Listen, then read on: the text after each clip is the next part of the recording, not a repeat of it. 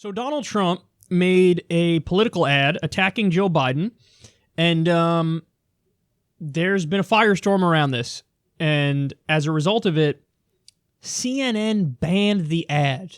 And they banned the ad because they say, hey, this isn't accurate, and how could you? And, you know, Joe Biden's been losing. Joe Biden sent a letter to CNN scolding them. Again, this is the second letter that the Biden campaign has sent. And the letter says, basically, don't talk about Hunter Biden at all. Don't talk about my family profiting off of my public profile at all. He's demanding stuff of the media, and he thinks this is like totally, like, this is fine. Well, I want to see the media now turn around and immediately accuse him of, why are you being like Trump and saying fake news? When Bernie accurately criticizes the media, they say, why are you being like Trump? Biden is sending like cease and desist letters, and they're like, oh, okay, sir, if you say so. So anyway, this is Donald Trump's attack ad on Joe Biden. CNN said they're not going to play it. And then let me show you the rest of the reaction after you watch the ad. Joe Biden promised Ukraine $1 billion if they fired the prosecutor investigating his son's company. If the prosecutor's not fired, you're not getting the money. Oh, son of a bitch. Got fired. But when President Trump asks Ukraine to investigate corruption, the Democrats want to impeach him, and their media lapdogs fall in line. They lost the election. Now they want to steal this one. Don't let them. I'm Donald Trump, and I approve this message. Okay, now, is that a hard-hitting ad that actually would land politically? Yes. I'm sorry, it is, man. I don't... And if you don't see that, I think you're being obtuse on purpose. Because that's a hard-hitting ad, and it's going to land. If people don't follow this stuff closely and they see that ad, they're going to be like, oh, shoot, what? So it is. You got to keep it real. You have to keep it real. Democrats say, well, hold on. Yes, he dangled that $1 billion subsidy over the head of the Ukrainian government and said, you know, you have to do X, Y, and Z to get it.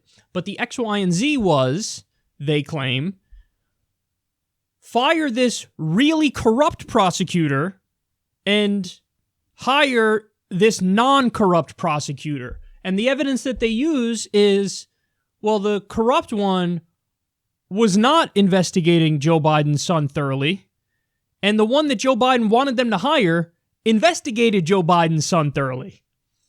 So that's the argument that they make, that Biden's doing the opposite of what Trump is claiming. Biden's dangling that $1 billion subsidy over the head of Ukraine, not to protect his son's butt, but to make sure that Ukraine hires a non-corrupt prosecutor, and that prosecutor looked even more into his son. So that's the point that they're making. Now, I still think that's a little bit of a Weasley claim, because ultimately the guy ended up dropping, you know, the prosecution, dropping the case into Joe Biden's son, even though Joe Biden's son, Hunter, was getting $50,000 from a Ukrainian energy firm. And I have a bridge to sell you if you think that that's like, oh, there's nothing wrong with that. Vice President's son getting $50,000 a month for not knowing anything about energy, but sitting on a Ukrainian energy company board. It just seems like a little bit of a stretch. And it also seems like the Biden people are missing the bigger point. And the bigger point is the $50,000 a month in and of itself is buying influence, and it's a massive problem. And if you say, well, no, I don't agree with that, Kyle, okay, well, then you're going to have a lot more to answer, because there's like 8 other specific instances of Joe Biden's family being corrupt and profiting off of his public profile. It's just a fact. I mean, we went over it. Family members who open up lobbying firms that overlap with Joe's committee assignments. Family members who profited off the military-industrial complex as Joe was overseeing the occupation of Iraq. There's so much there. There is smoke and there is fire. And they try to nip it in the bud by nuance trolling. Say, no, well, that exact prosecutor that he was dangling the money over the head of Ukraine for, that one was actually, you know, he wanted to get rid of the more corrupt one and bring in the least corrupt one. You're nuance trolling. You're nitpicking to death. Fact of the matter is, he is corrupt. That is the fact. I'm sorry. Now, but here's the response, guys, and this is what drives me crazy, and they won't make this response. The response is, Donald Trump is going to accuse somebody else of corruption? Donald Trump. Jared and Ivanka in 1 year in the White House, 1 year, made $82 million.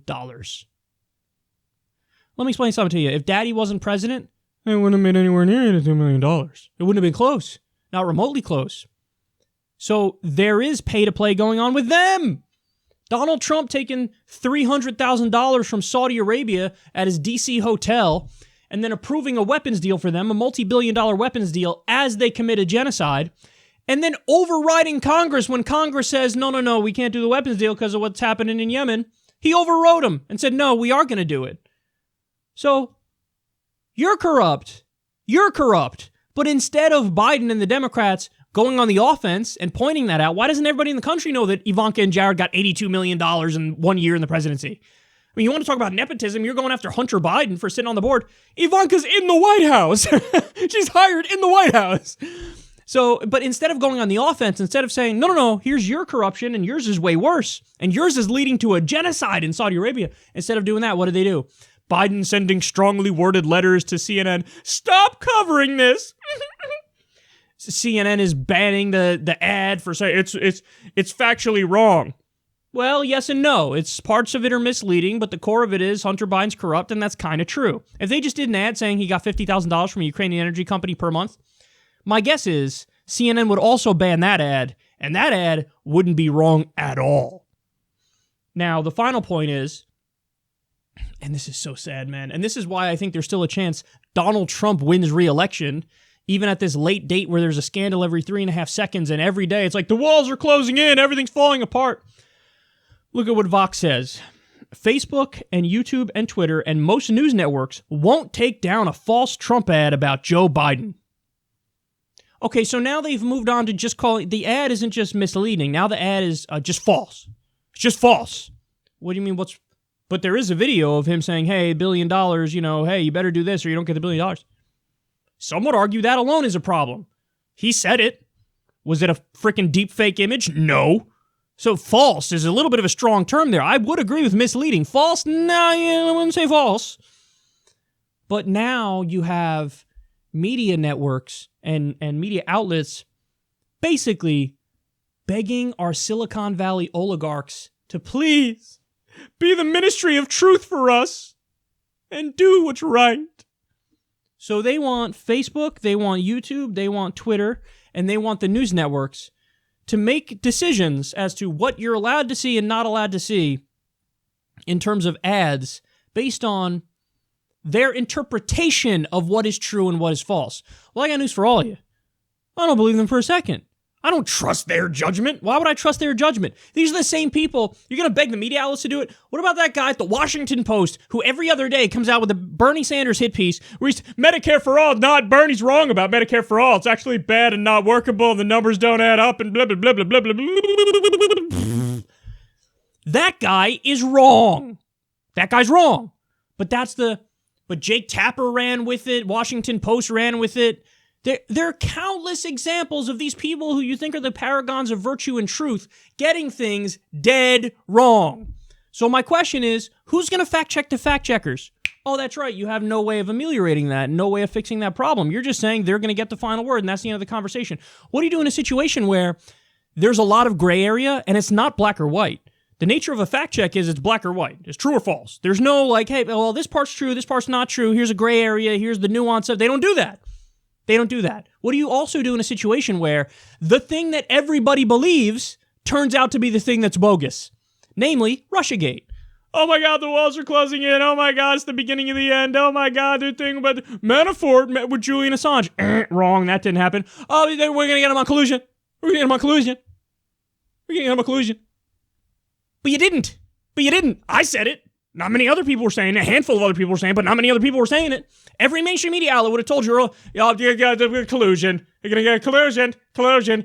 All of you were wrong. You're going to pull down your own articles? Is that what you're going to do?